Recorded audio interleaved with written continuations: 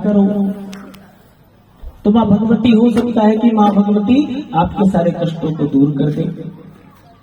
उनके शिष्य ने वैसे ही किया। ब्राह्मण जी को घर में पंडित जी को बुलवाया, संकल्प दिया, साथ में रोज निरंतर माता जी का जाप करता। अब शंकर जी की पूजा करने उसने छोड़ दिया था। अब माता जी पे बदल गया, अब माता जी की सेवा। पहले ओम नमः शिवाय का जाप करता, अब माता जी का नाम जपता, हे दुर्गा मैया, हे काली मैया, हे भगवती, मेरे कष्ट को से मुझे निवृत्त करो, निवारण करो। तब भी उसकी कष्ट दूर नहीं हुए। वो पुनः अपने गुरुदेव की शरण में गया। गुरुदेव से सारी बातें बतलाया कि गुरुदेव आपने जैसे कहा था कि पहले शंकर जी को जल चढ़ाओ, उनका अभिषेक कराओ, निरंतर बार किया, उसमें कुछ लाभ नहीं मिला।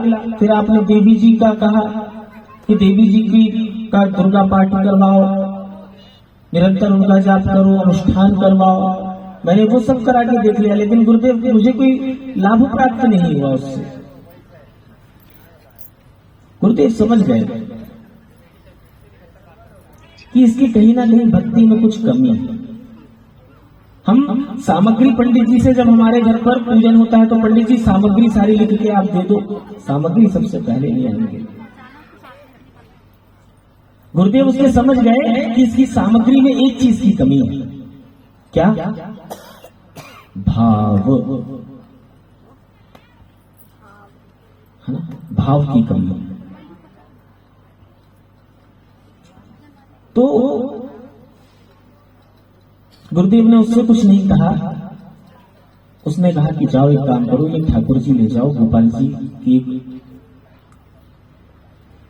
ठाकुर जी दिए, और जाओ कहा कि रोज गोपाल सहस्त्र नामावली का पाठ करो, अपने घर में जाकर रोज इनका भी अभिषेक करो, गोपाल जी तुम्हारे सारे दुख दूर कर देंगे। उन्होंने बताया नहीं कि तुम्हारे भाव में कमी है।